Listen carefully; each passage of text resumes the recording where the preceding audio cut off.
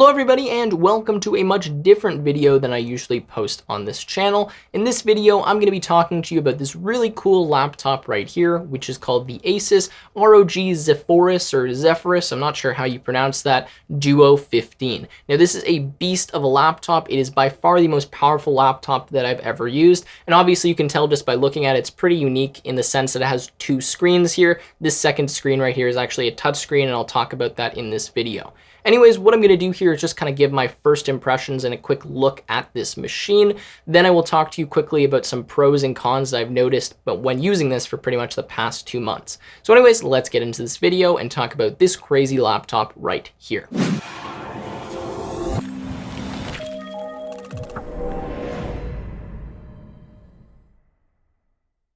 Sorry for the quick interruption, but I do need to mention that this is not a detailed review video. I'm not going to be talking about all of the details of this machine. I will be making one of those videos in the future, so stay tuned for that. But if you want more information about this device, then there is some links in the description that you can press. Anyways, sorry about that. Let's get into the video. So even though this laptop is not that heavy, I'm definitely not going to be holding it through the entire video, so I'll run some kind of B-roll shots so you guys can see what it looks like.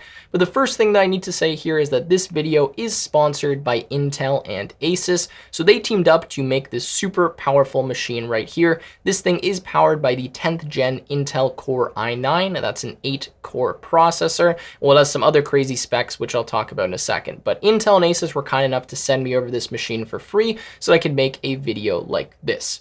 So anyways, let's dive into the specs of this thing because this is crazy. It blows most desktop computers out of the water. As I said, powered by the 10th gen Intel Core i9, the 8-core processor. This has an RTX 2080 Super for the graphics card that has 8 GB of VRAM inside of it, has 32 GB of DDR4 RAM, and then it has, I believe, 2 drives, or I don't know the drive configuration, but it has 2 TB of NVMe SSD storage, and that's running in RAID 0. And then moving over to the displays, this has a 4K main display, which is 14 inches. And then the secondary display is a touchscreen. The main display is not a touchscreen, and it is scaled to 4K. So because it's not, a regular resolution screen, you can't really call it 4K, but in terms of pixel density, it's pretty close, I believe, to 4K.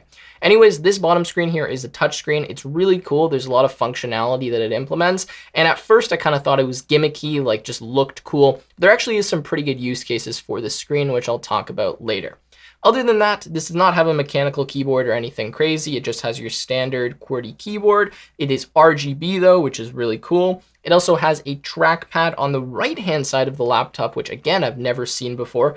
Kind of an awkward place for it, but I've gotten used to it as I've used it. And then it also has this cool thing where you can turn the trackpad into a numpad by activating this, I guess, laser or holographic kind of overlay on top of it.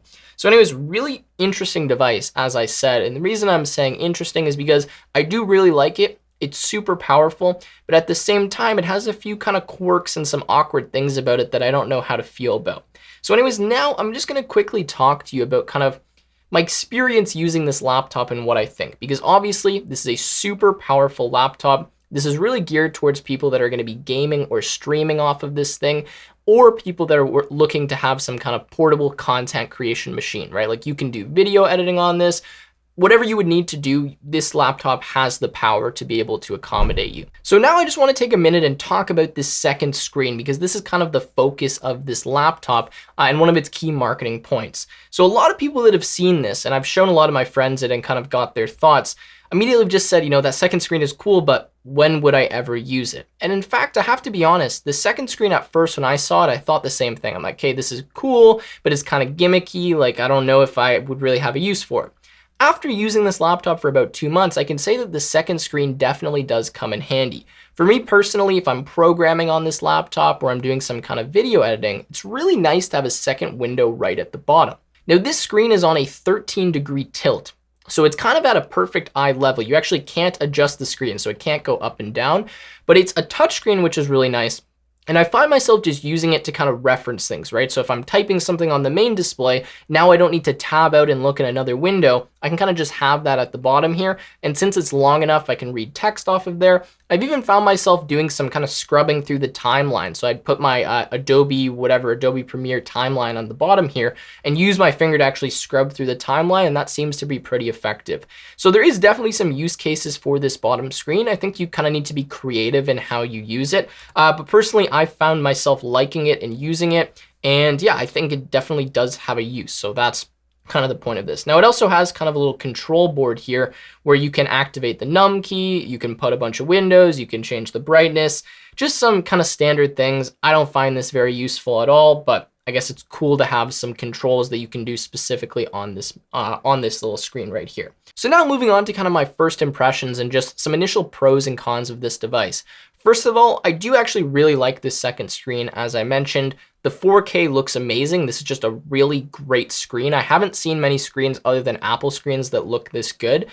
This obviously is super powerful. This can handle all my editing tasks. If I need to go somewhere for a week or I don't have access to my big desktop, this is really nice because I know that I have the power that I need to accomplish my kind of day-to-day tasks. And obviously as a content creator, I do need a powerful machine to do a lot of the rendering and editing that I do.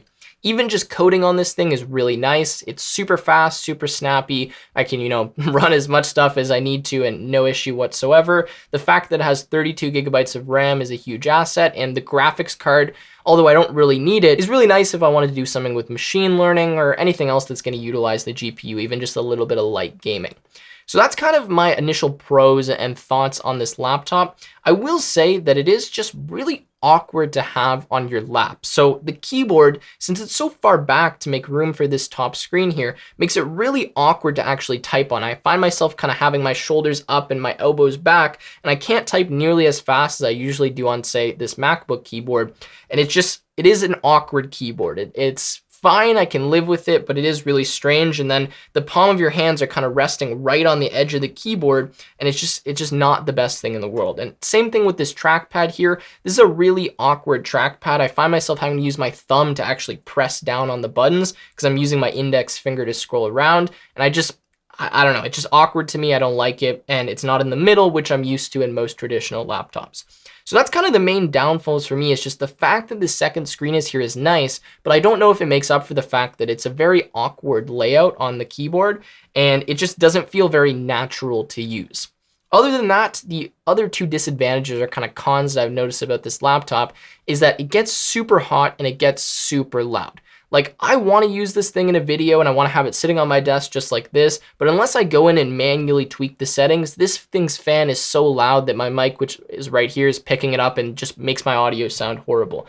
I really like a completely silent device. I don't want to hear any fans whatsoever. And if I were to bring this to school, for example, obviously not now, and I open it up and all of a sudden the fan starts going crazy, like, I'm just going to have to shut it down immediately because I don't need that kind of attention in a public space or in a lecture or something like that. So that's the main thing that I've noticed. Just because this thing is so damn powerful, it uses so much power, like it needs so much electricity. And of course, there's so much heat being generated by this 10th gen i9 and this 2080 Super inside of here. So anyways, that's kind of my first look at this laptop right here. I'm going to be doing a detailed review. I haven't used this a ton. I've just brought it a few places with me. And that's what I've noticed. Again, advantages, just super powerful, can handle anything that I need. Be nice, I can kind of game on this if I brought a mouse with me or something like that. But do I think that it's worth it? At this point in time, I'm not sure. I'm going to have to figure out and use this more. So anyways, I hope you guys enjoyed this video. I know it's a little bit different than what I usually do. I'm not a huge, hardware review guy or anything like that, but I figured we could sit down, have a look at this, and, at this point in time, I'd love to hear your guys' thoughts on this in the comments. So anyways, let me know what you think. Leave a like on this video, subscribe to the channel, and I will see you in another YouTube video.